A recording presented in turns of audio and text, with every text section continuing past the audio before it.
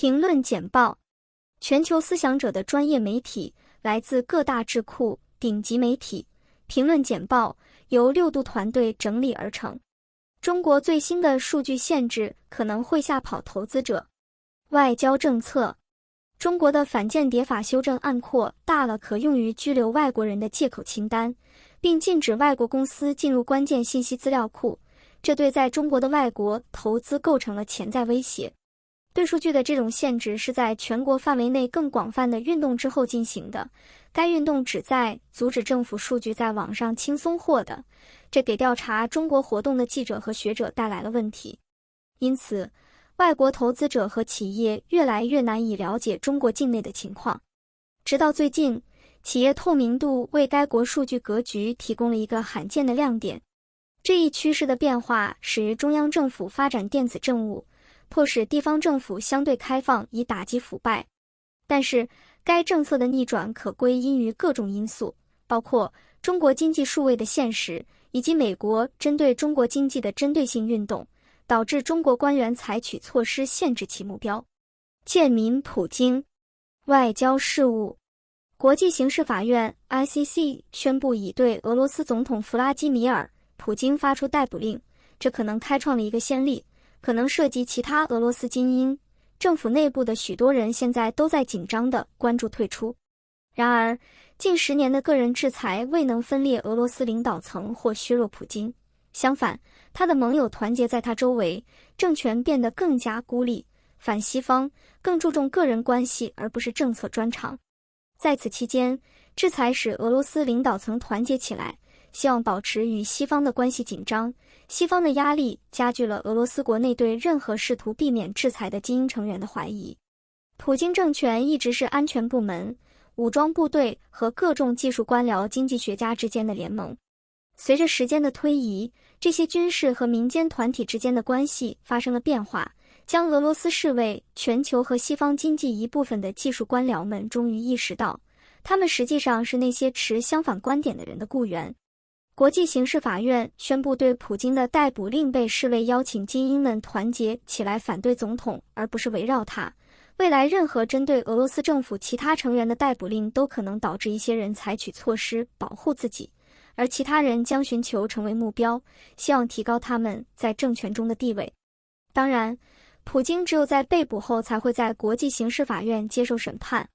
但俄罗斯不承认法院的管辖权，这意味着除非他前往一个这样做的国家，否则他不会被逮捕。即使他要访问一个非西方国家，他也一定会确保他不会被逮捕。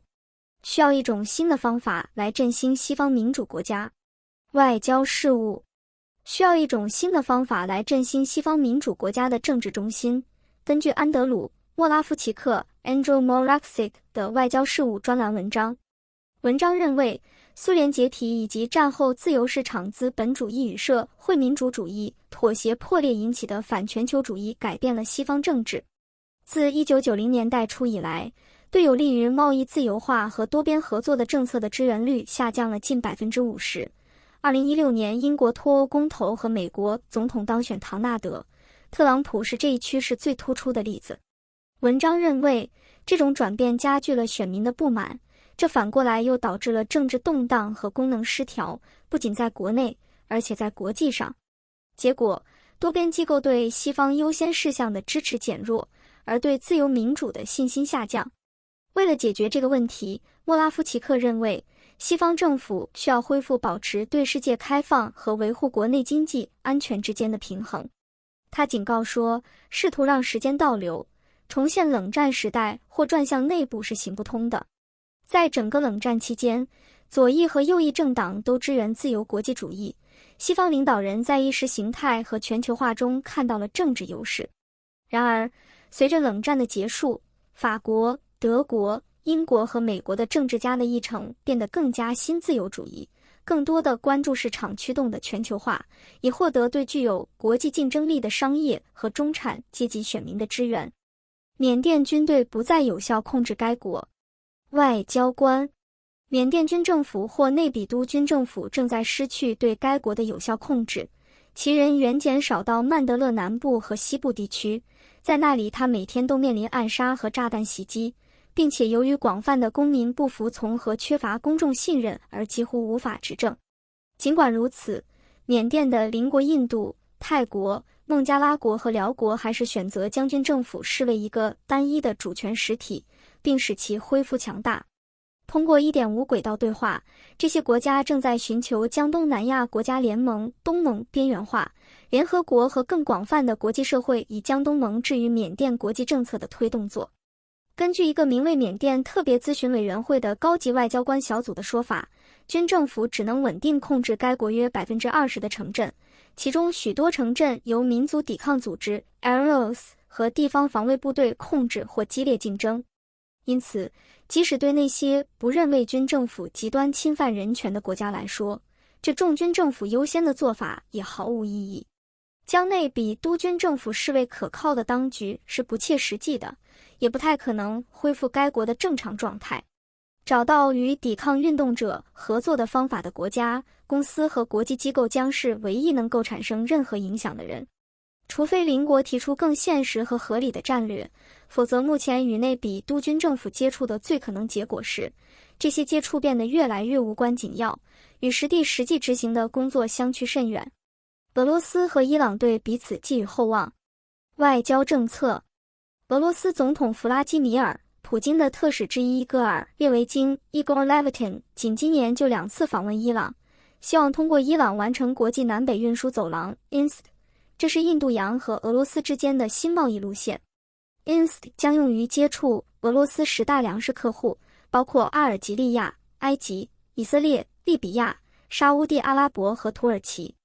伊朗的阿里·沙姆哈尼 Ali Shamkhani 表示，通过发展贸易和运输，预计这条贸易路线可以在改变该的区货物过境的几何形状方面发挥决定性作用。近年来，伊朗摆脱了长期的孤立，重新确立了外交政策原则，特别是追求区域连通性和与邻国的经济关系。在一项有争议的核协议之后，伊朗失去了美国及其盟国的青睐。伊朗利用与俄罗斯和中国的合作来维持对美国的一些影响力。虽然中国对伊朗经济的投资在很大程度上保持谨慎，但俄罗斯迅速填补了这一空白，成为德黑兰最大的贸易伙伴，超过了土耳其、印度和其他国家。将非洲与亚洲进行比较的问题。外交政策，专家们继续质疑为什么非洲国家无法复制中国的经济发展。与威权治理和更同质化的人口相关的轻松进步使得中国的发展比非洲更容易，因为更大的种族分裂、债务负担和民主化的政治使非洲的发展道路复杂化。另一方面，中国的成功也使其邻国能够更好地进入出口市场和外国直接投资。为了看到经济上的成功，非洲国家必须找到解决其独特问题的方法，并制定适合他们的道路。印尼的技术地缘政治。外交官，作为世界上最大的镍矿石持有者，印尼在全球清洁能源转型中的关键作用正在引发地缘政治竞争。该国正在通过禁止未精炼矿石出口来向投资者施加压力，以推动对镍冶炼的投资，以与中国的青山竞争。青山已向苏拉威西岛投入了数十亿美元。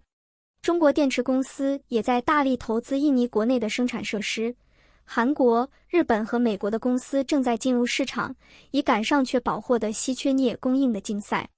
俄罗斯幽灵船正在将海底变成未来的战场。外交政策，据媒体报道，俄罗斯正在绘制北欧的海底基础设施和海底地图，包括连接丹麦和其他国家与世界的电缆和管道。斯堪的纳维亚纪录片系列重点介绍了弗拉基米尔斯基海军上将号研究船，该船去年驶过丹麦领海，但没有传递其位置。它被怀疑被用来识别俄罗斯破坏的关键基础设施点。该研究还强调了去年9月对丹麦海岸2条北溪天然气管道的破坏，并暗示俄罗斯船只已经寻找风电场，可能进行类似的破坏活动。专家担心，俄罗斯可能会通过战略性的切断海底电缆来造成电力或通信故障。同样，2018年挪威北部的研究电缆也发生了这种情况。谢谢收看评论简报，请通过6dobrief.com订阅。